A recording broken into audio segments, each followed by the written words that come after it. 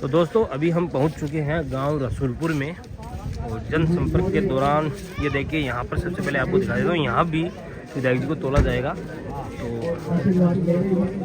चलते हैं अंदर।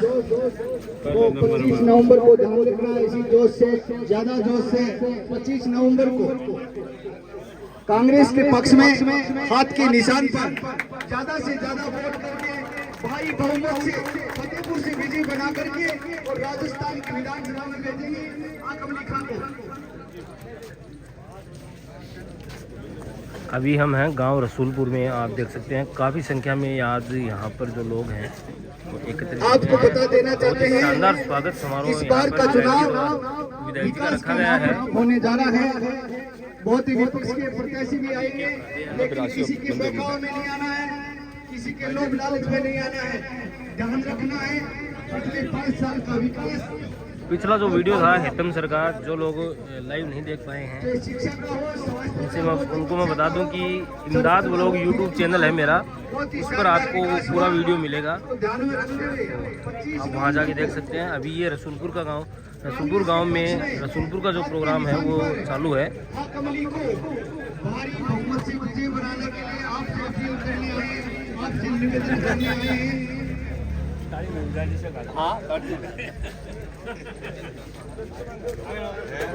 मैं सत्यनारायण जी शर्मा से निवेदन करूंगा कि राज्य सरकार की योजनाओं से आपको अवगत कराएंगे। सत्यनारायण जी शर्मा।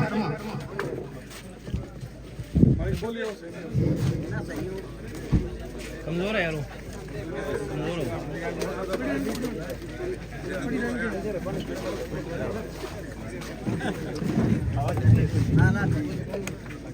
इस चुनाव समर में 7 साल आदरणीय विधायक जी आकम अली खान साहब, प्रधान जी महिपाल जी नेहरा, उप प्रधान प्रतिनिधि प्रभु सिंह जी कारंगा, ब्लॉक अध्यक्ष जावर जी व साथ चल रहे तमाम कांग्रेस के पदाधिकारी, सभी सरपंच साहब, वर्तमान पूर्व पंचायत समिति सदस्य व तमाम रसूलपुर गांव के प्रिय ग्रामीणों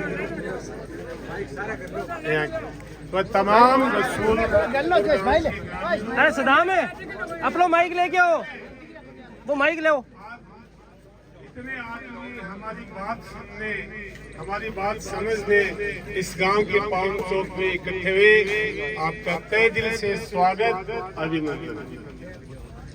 दोस्तों, ग्रामीणों, बुजुर्गों, नौजवानों, ये चुनाव राजस्थान की बड़ी पंचायत की चुनाव, लोकतंत्र के मंदिर विधानसभा के चुनाव इस आगामी 25 तारीख को होने जा रहे हैं। ये चुनाव इस राज्य की दिशा व दशा तय करेंगे कि ये सरकार बनने वाली गरीबों की बनेगी, किसानों की बनेगी, मजदूरों की बनेगी, दलितों की बनेगी, या आवाम के हित की बनेगी, या धन्ना सेठों की बनेगी। ये सरकार भाईचारा बढ़ाने वाली सरकार बनेगी या द्वेष का घृणा फैलाने वाली सरकार बढ़ेगी। बिन छोड़ दो, बंद दे दो।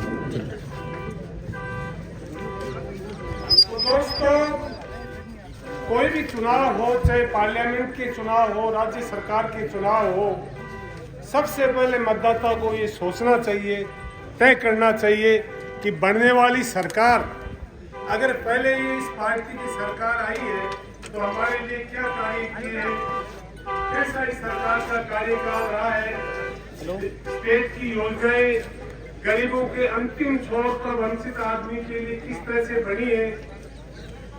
यह सरकार पैसे वालों के पक्ष की बनी है। तो जहां तक मेरा विचार है, ये जो वर्तमान सरकार चल रही है, ये आम गरीबों के हित की, जैसे विकास के कार्य, ढांचागत सुविधाएं, स्कूल कॉलेज देना, स्कूल में क्रमोन्नत कराना, और हर गांव को चारों तरफ से सड़क की कनेक्टिविटी से जुड़ाना। इस सरकार ने ऐसी ऐसी योजनाएं दी हैं, जैसे बुढ़ापे का सहारा, 60 साल आदमी कमाए, सरकार को टैक्स दे, और उसको अगर 1000 रुपये या 1500 रुपये, जैसे उसकी उम्र है मिले तो उसको बड़ा बुढ़ापे का सारा होता है, घर में बड़ी कदर होती है। तो इस सरकार ने इससे पहले 500 रुपये शुरू किए, दोबारा कार्यकाल आया तो कम से कम 1000 रुपये की। तो ये बहुत बड़ी योजना है। स्वास्थ्य के मामले में इस सरकार ने ऐसी सुविधाएं दी, जांच फ्री, हॉस्पिटल फ्री, दवा फ्री, और क्रिटिकल बीमारी के लिए 25-25 लाख का कवरेज। मैं समझता हूं कि राजस्थान में स्वास्थ्य योजना, मैं समझता हूं कि स्वास्थ्य संबंधी ऐसी योजना किसी सरकार ने नहीं। शिक्षा के संबंध में जहाँ कॉलेज की जरूरत थी वहाँ कॉलेज है। फतेहपुर शेखावाटी में आज तक सरकारी कॉलेज नहीं थी, 2 कॉलेज थी, लड़कियों की अलग थी, लड़कों की अलग थी। शायद आप लोगों को ध्यान है, पिछली बार तत्कालीन चीफ मिनिस्टर वसुंधरा जी या फतेहपुराई बच्चों ने कॉलेज की मांग की। अरे मांग सुनना, डेपुटेशन लेना तो बहुत दूर की बात थी, लाठीचार्ज करवाया बच्चों ने। और ये सरकार अशोक गहलोत की आई तो विधायक जी के प्रयासों से आपको कोई प्रदर्शन आंदोलन कॉलेज के नहीं करना पड़ा, बिना मांगे आपको 2 कॉलेज दी, पानी की निकासी की व्यवस्था, उप जिला अस्पताल, कहने को उप जिला है लेकिन जिला अस्पताल से कम नहीं है, 450 550। विधायक जी ने मैंने सुना है 450 500 तो मैं कम सुना। इस सरकार ने 950 करोड़ रुपए विकास के लिए देवपुर से लेकर रामगढ़ तक ऐसा कोई गांव नहीं रहा जिसमें सड़क की कनेक्टिविटी 2-3 की तरफ से नहीं हुई। जहाँ पानी की समस्या हुई, एक गांव में 2 की जरूरत थी 2 ट्यूबवेल, 4 की जरूरत थी 4 ट्यूबवेल, बिजली फ्री 200 में फ्री सामान है, और कुओं के लिए बिजली फ्री। आज तक ऐसी सरकार, जनहितैषी सरकार, मेरे जैसे 85 में समझदार हुई, चुनाव में फिरने लगे, मैंने ऐसी सरकार नहीं। अतः इसी क्रम में मतदाता को ये भी फैसला लेना चाहिए कि हमारा नेता कैसा हो, जनता के बीच में रहा नहीं रहा हो, जनता के दुख दर्द में काम नहीं आया हो, जनता के काम नहीं किए हो। तो विधायक जी के भाई 100% तो भाई नंबर लाने एक अलग बात है, फर्स्ट डिवीजन से कम नहीं है। First division, good first division आई है कि हम पैसा नहीं छोड़ी। 3 साल के कार्यक्रम, 2 साल तो कोरोना खा गई, और कोरोना में भी इन्होंने घर बार छोड़ के पूरा परिवार, आपकी टीम, साथियों की टीम, हॉस्पिटल में ऑफिस बना ली, जिसको सिलेंडर की जरूरत पड़ी फ्री सिलेंडर उपलब्ध करवाया, जहां दवा की जरूरत पड़ी फ्री दवा उपलब्ध करवाई। एक बार की बात समझ गया, बहुत ही संकट गया, कुछ मस्त वगैरह है,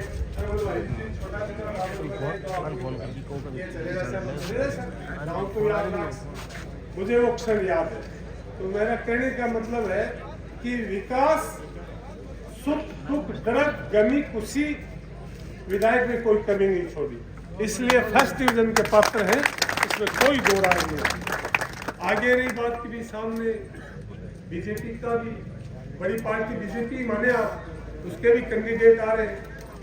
मैं समझता हूँ कैंडिडेट अच्छे होंगे न होंगे अपना आरोप डाले, तो बिल्कुल नया आदमी है, रोज समानों के लिए वोट देवा हो जाए। सीखकर रखता बड़ो लोग है, शिक्षा को दिन काम करता।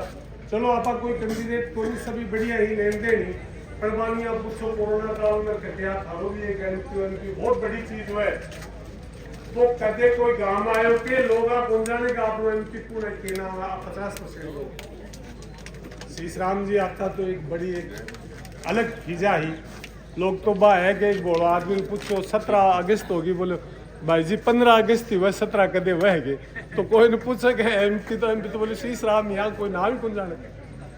तो कायदा वो सेंट्रल सरकार का प्रतिनिधि था, उसकी बहुत बड़ी जिम्मेदारी बड़ी जिम्मेदारी होती है। आपके गाँव में लगा एमपी साहब ने, आपके गाँव में एक पैसा भी लगाया भी नहीं लगाया, ऐसा बाठोद में भी नहीं लगाया, चाचीवाद में भी नहीं लगाया, खिमोली में भी नहीं लगाया। पैसा लगाया तो झुंझुनू में लगाया, मंडावा में लगाया।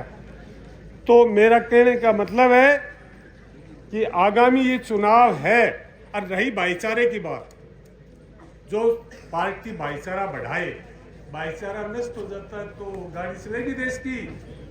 अरे जिस देश में गाड़ी का ड्राइवर मुसलमान और कंडक्टर हिंदू हो, और वो हिंदू कंडक्टर कहते मैं इसके साथ नहीं चलूंगा, और मुसलमान ड्राइवर कहते मैं चलता हूँ, गाड़ी गंगानगर पहुंचेगी क्या? सिक्कर में ही फैल हो जाएगी। इसलिए इस देश को भी गाड़ी को चलाने के लिए सबसे पहले भाईचारा जरूरी है। और शेखावाटी, फतेहपुर शेखावाटी या राजस्थान की तो अलग मिसाल है। यहाँ जो हमारे गांव में बराबर की तादाद है हिंदू मुस्लिम भाइयों की, उसका कारण यह है कि 47वें देश में जो कुछ हुआ, लेकिन शेखावाटी में कुछ नहीं हुआ। मेरे बुजुर्गों से बात सुनी है कि आपस में रोने लगे, आपको हम पाकिस्तान नहीं जाने देंगे, आपको यहाँ रहना पड़ेगा। इच्छा से कोई गया तो गया, नहीं आपस में रोक के सब भाइयों को यहाँ रखा, जिसका नतीजा है कि आज शेखावाटी में, राजस्थान में बराबर के गांव हैं हमारे, और आज वही भाईचारा कायम है।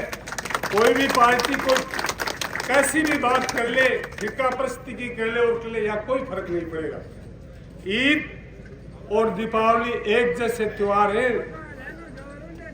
50 आदमी कोई मुसलमान भाई के ईद पर मीठी ईद पर जिमते, तो दीपावली पर हिंदू भाई के घर में घूमते। इसलिए नए कैंडिडेट आएंगे, बात सुनो, नए कैंडिडेट आएंगे, कोई कहेगा यार हिंदू हैं वोट दे दो, कोई धर्म पर नाम पर मांगेगा, कोई और चीज पर, किसी फिरका प्रस्ती में नहीं जाना है। ज्यादा से ज्यादा वोट देके को बहुत भारी आपका काम बहुत शानदार, आपका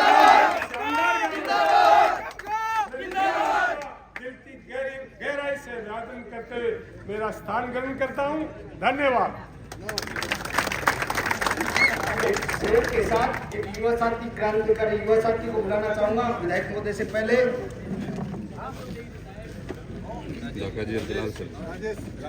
राजेश जी ढाका अपने विचार रखें। राजेश जी ढाका। सम्मानित मंच, एमएलए साहब थे तो विधानसभा बोल रहे नहीं बोल रहे। सम्मानित मंच, मैं सबसे पहले गांव के जो लोग आए हैं उनको मेरा नमस्कार, प्रणाम, सत श्री अकाल, आदाब प्रेषित करता हूँ। और उसके बाद मैं नमन करता हूँ मेरे आदर्श श्रीमान चौधरी चरण सिंह जी को, जिन्होंने सबसे पहले बीज बोया था कि सबको साथ रहना चाहिए। कभी भी उन्होंने अपने वोटर्स से हिंदू या मुस्लिम की बात नहीं की थी। बात ये की थी कि अगर घर में 2 बच्चे पैदा हो रहे हैं तो उनमें से एक को खेत में रखो और दूसरे को दिल्ली में रखो, ताकि सत्ता है वो क्या बोलते हैं कि नकेल कस के रखे हुए। चलो अब बातें सीधी पॉइंट पे कर लेते हैं। सोशल मीडिया पे बहुत बार देखता हूं कि बीजेपी ये, कांग्रेस ये, बीजेपी ये, कांग्रेस ये, और अमित मालवीय ने खूब सारा मसाला भेजना होता है आईटी सेल के माध्यम से कि बीजेपी कांग्रेस ने भ्रष्टाचार किया है, नौकरियों में घपला किया है, ये किया वो किया। तो मैं बता दूं, आज से 4 साल पहले अपना आस पास का गांव के साइंस स्कूल ही, अगर जानकारी में हुआ है तो मेरे एक जानकारी में तो ही ढंडन और एक हमारे पड़ोस में गारिंदा भी बुलाई शायद बंद हो गई, अरसावा ही। और अब मेरा आस पास की बात करूं तो जलाल सर, अरसावा, गारिंडा, उसके बाद में उदन सर, अलग सर, ऐसा कोई गांव नहीं जिसमें साइंस स्कूल नहीं। अब उस साइंस स्कूल के आने से होगा क्या? हर गांव की स्कूल में स्ट्रेंथ बढ़ी है, वहां पे नौकरी कौन करेगा? गांव वाले करेंगे, हिंदू मुस्लिम करने वाले करेंगे। गांव के लड़के जॉब लगेंगे, और गांव के लड़के जॉब लगेंगे तो जॉब क्रिएशन होगा तो काम बढ़ेगा। बात क्या है, ये बात मैं क्यों बता रहा हूं? थोड़ा सा अगर हम लोग पीछे चले तो शायद आपके गांव में भी कोई ना कोई स्कूल मर्ज हुई होगी। मेरे पड़ोस में गारिंडा गांव है, सबसे बड़ा एग्जांपल है। 3 स्कूल को मर्ज करके एक बिल्डिंग में चलवा दी थी, स्टाफ की संख्या कम कर दी थी। गड़ा किसका घोटा था? गांव के युवा जो रोजगार के लिए जाते थे उन्हीं का तो घोटा था ना, क्योंकि टीचर्स की संख्या तो वहीं कम हो रही है, तो स्कूलों को मर्ज कर दिया। आज इन दिनों में लगभग साहब ने 36 स्कूल मेरे हिसाब से सीनियर बनाई हैं, तो वो छोटा काम नहीं है। उससे होगा क्या, गांव का बच्चा गांव में रह के अच्छी एजुकेशन लेगा। दूसरी बात सबसे दुखती हुई, अपने गांव में आज से 4 साल पहले सुबह सुबह रोड पे निकलते थे तो बच्चे दौड़ रहे होते थे, और दौड़ने का पीछे एक ही कारण था कि छोटी सी उम्र में नौकरी मिल जाती थी आर्मी की। शायद ऐसा कोई गांव जाता हो जिसका आर्मी भर्ती से बच्चे का सिलेक्शन नहीं हो। आज 70% बच्चों ने दौड़ना छोड़ दिया, और दौड़ना छोड़ने के पीछे एक ही बात चीज है, और वो है मोदी जी का एक गिफ्ट दिया हुआ अपने को, नाम है अग्निवीर। वो गिफ्ट यह तो है कि बेटो नौकरी लागो ने तो भी मां ने नींद को लिया है, क्यों वो 4 साल बाद लाल गढ़ाई आना है और गढ़ाई के लोगों भारत माता की। अब भाई जी भूखा पेट बाहर जयकारा भी लगाया कौन सा, लगाया जाए तो बता दो। तो जब खाली जयकारों लगाने से काम अपना चल जाता है ना, तो आपको जो ऑप्शन अच्छा लगे वो सिलेक्ट कर लेना। अदरवाइज हमारे हितों के साथ जो कुठाराघात कर रहे हैं, तो मेरा तो ये मानना है कि उनको एक बार आईना दिखाना जरूरी होता है। बीजेपी हो या कांग्रेस के प्रत्याशी हो, अपने सगे हैं, अपने भाई हैं, पराये नहीं है, दूसरी जगह है। और वहां जहां खड़े हो, वो जो प्रत्याशी बीजेपी के हो या जेजेपी के हो, वो क्या कर रहे हैं, उन लोगों के साथ हैं जो ग्रामीण अंचल के युवा को सबसे ज्यादा नुकसान पहुंचा है। पड़ोस का जो हरियाणा है, जिसमें बीजेपी और कांग्रेस जेजेपी की संयुक्त सरकार चल रही है, आपको अगर ध्यान हो तो ये वही जेजेपी है जो 2016 में जाट सरदारी के 78 लोगों को बीजेपी ने मार दिया था। उनके विरोध में वोट लेके और वापिस 10 एमएलए बीजेपी की जोड़ी में डाल दिए थे। तो इतना बड़ा कुठाराघात किया था। अब वो जेजेपी और बीजेपी हरियाणा में शासन कर रही है। साहब आपको नहीं पता है तो पता कर लेना, पिछले 9 साल के अंदर मात्र 1,54,000 भर्तियां निकली हैं, और हरियाणा बेरोजगारी में नंबर 1 आ गया। अब हो सकता है यहाँ के वो भला कर दे तो बात अलग है, उनका तो करना नहीं पाए, वो अपने पड़ोसी हैं। बहुत बढ़िया। अब तय तो जनता को करना है, मेरे कहने से और इनके कहने से नहीं होगा। बाकी एमएलए साहब की बात ऐसी है, कई लोग कहे बाया में तो कौन दे और क्यों कौन दे, बता तो दो, मारो काम को निकले बोले गया कि गया तो कौन गया, तो मैं बिना गया तो मार भी दूध कोई पावा है। एमएलए साहब भी थे जैसे दूसरे काम का उड़ सी और जो काम लेके आ जैसे, तो ज्यादा लंबी चौड़ी बातें बोलना कोई मतलब कोई नहीं। बात सीधी सी है, युवा पीढ़ी के साथ, सपना के साथ अगर कोई खेल रहे हैं तो विषयों सतर्क रहना है। और हाँ, पेपर घोटाला हो गया बस सरकार जी को नहीं कराया, जेड़ा के मार बैठे सीढ़े पड़ा और आगे करेंगे तो वो सीढ़ेगा। पर जब सरकार भर्ती निकाली है तो कुछ हुए, और आसपास शायद वो कोई गांव है जगह हमारे टापुर नौकरी को लगे, तो सीधी सी बात है जॉब क्रिएशन हो रहे हैं, एजुकेशन को माहौल बढ़ रहे हैं। हेल्थ के माए, फतेहपुर के माए जो तो काम हुए हैं, लक्ष्मणगढ़ के बाद मेरे सासुर राजस्थान की दूसरी तहसील होगी जगह के माए काम हुए हैं। तो आपने मेन आवश्यकता क्या है, जॉब क्रिएशन हुआ, हेल्थ हुआ, एजुकेशन हुआ, तीनों अपन मिल रही हैं। बाकी तो चीजें हैं बस चलती रहे। तो बाकी काफी बड़े लोग हैं, मैं ज़्यादा टाइम नहीं लूंगा। सबका आभार, मेरे को सुना शुक्रिया। बहुत बढ़िया। आखम है तो भरोसा है साथियों, आखम है तो भरोसा है। आपको बता देना चाहता हूँ, फतेहपुर में अब कमल कभी नहीं खिलेगा, क्योंकि आखम भाई ने कीचड़ नहीं छोड़ा, कमल कीचड़ में खिलता है। जोरदार तालियों के स्वागत, जिनका इंतजार था, मैं माइक देना चाहूंगा विधायक आखम अली को।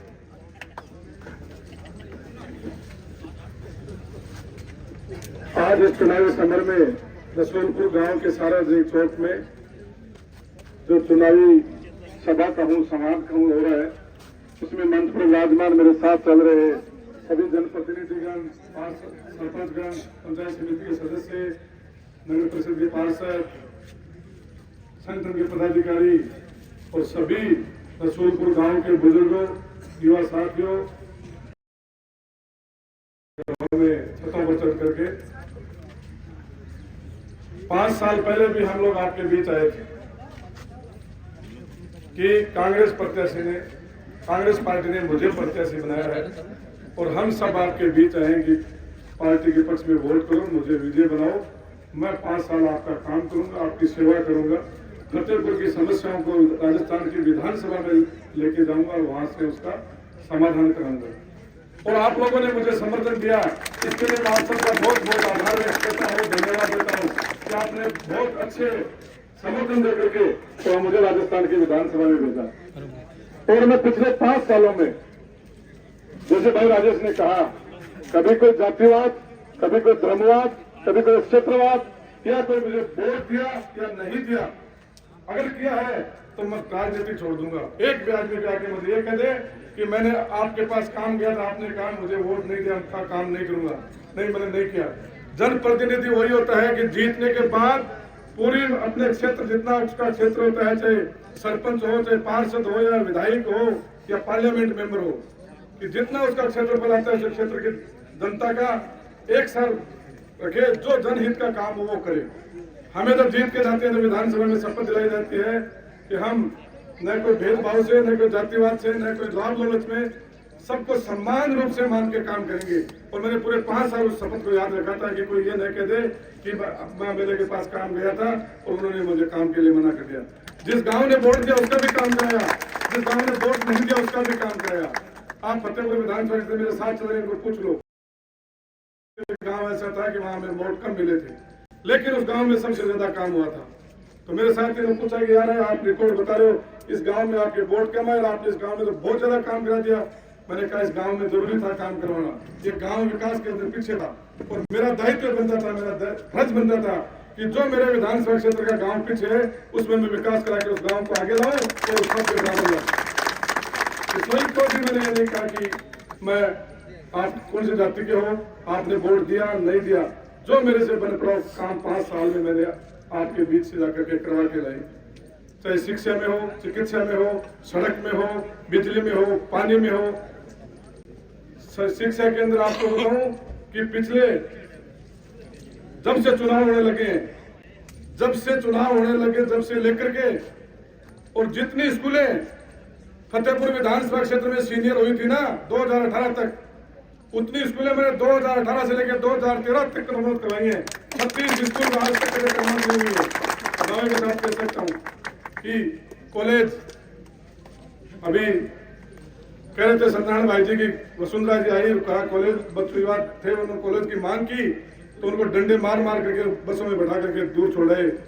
धन्यवाद देना चाहूंगा मैं युवाओं को कि उन्होंने संघर्ष जारी रखा और जब 2018 का चुनाव आया तो उन्होंने फिर अपनी मांग दोहराई कि हम उसी को वोट देंगे जो हमारी सोचेगा, युवाओं की सोचेगा, युवाओं के लिए महाविद्यालय खुलवाएगा। और युवा मेरे पास भी आए थे कि आप कांग्रेस के प्रत्याशी हो, चुनाव लड़ने जा रहे हो, अगर आप कॉलेज का वादा करते हो तो हम आपको वोट देंगे। मैंने कहा आप मुझे वोट दो, जिताओ, मैं आपकी कॉलेज खुलाऊंगा। उन्होंने कहा कैसे भरोसा करने, पिछले जब भी कोई आता है वो यही कहता है कि मैं कॉलेज खुलाऊंगा। मैंने कहा मैं आपको कह के जाता हूँ, अगर हमारी सरकार बनी, मैं जीतता हूँ तो मैं कॉलेज खुलाऊंगा।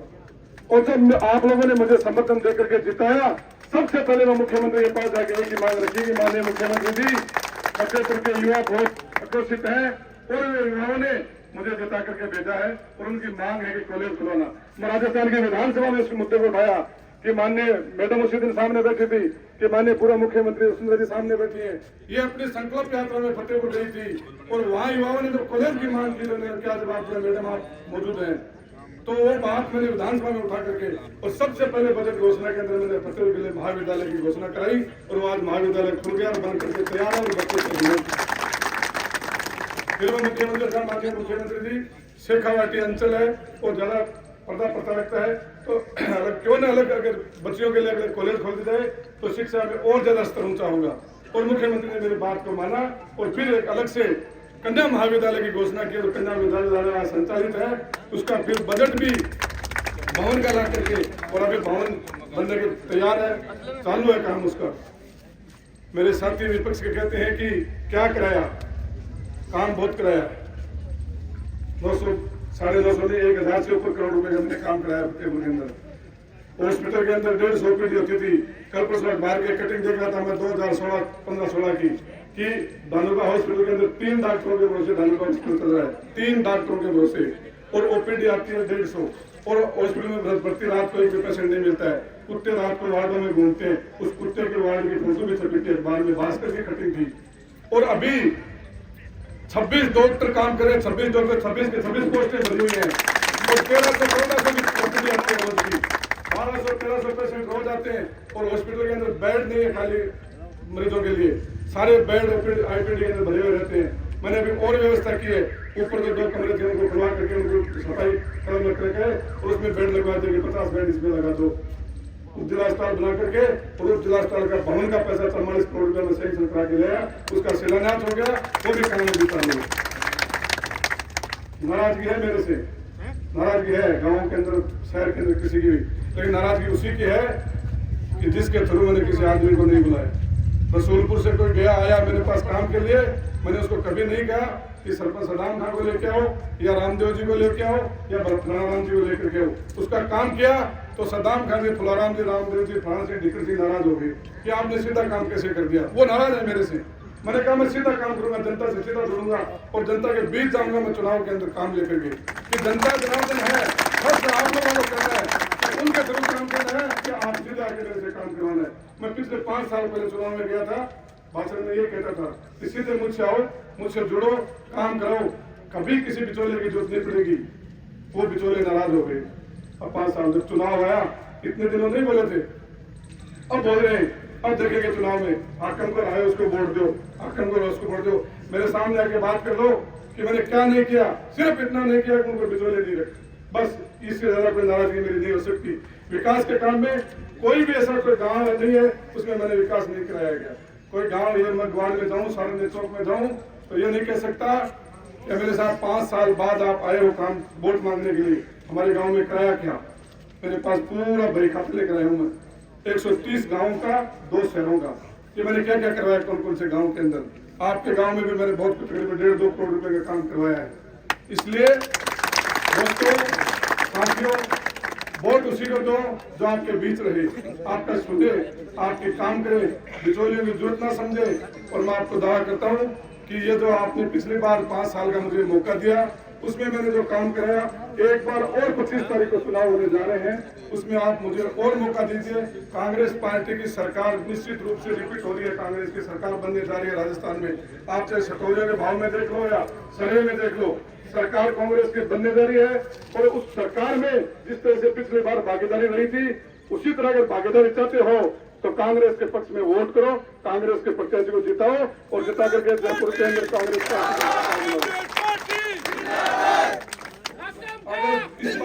मौका दिया तो 1000 करोड़ नहीं, अब की बार 5000 करोड़ रुपए फतेहपुर के अंदर लाके कर दूंगा। बहुत कुछ करना।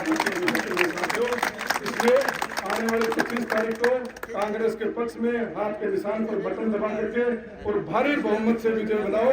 और जो काम अभी बाकी रह गए हैं, उन कामों को आने वाले 5 साल में एक भी काम कोई गाँव में बाकी नहीं रहने दूंगा, ये मैं दावे के साथ कह सकता हूँ। आप लोग बहुत देर तक इंतजार किया, आगे भी बहुत दूर जाना है, बहुत कार्यक्रम भी बाकी है, इसलिए ज्यादा देर नहीं लेते हुए सभी का बहुत बहुत शुक्रिया, बहुत बहुत धन्यवाद। जय हिंद, जय भारत, जय कांग्रेस।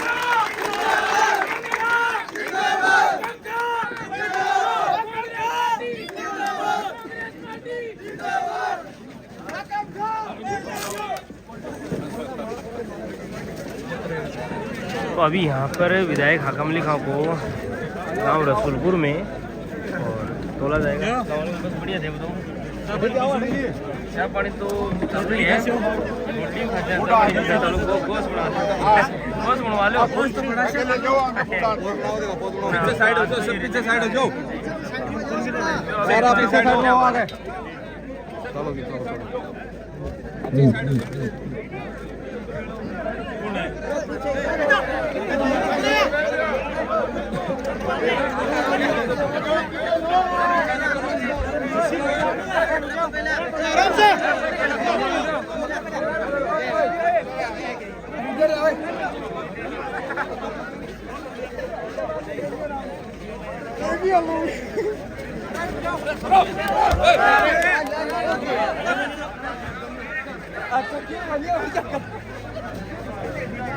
तो रसूलपुर गांव का जो कार्यक्रम था वो संपन्न हो चुका है। और अभी अगली जो नेक्स्ट लोकेशन रहेगी, उस लोकेशन पे जाके आपको दिखाएंगे। ये आप देख सकते हैं यहाँ पर रसूलपुर गांव में युवाओं में काफ़ी जोश था, जुनून था और विधायक जी ने यहाँ पर औरतों की तरफ अभिवादन किया है। और ये है रसूलपुर गांव का मुख्य चौक और यहाँ पर काफ़ी अपार संख्या में यहाँ पर विधायक जी को समर्थन दिया है। पिछली बार भी काफ़ी वोट दिए थे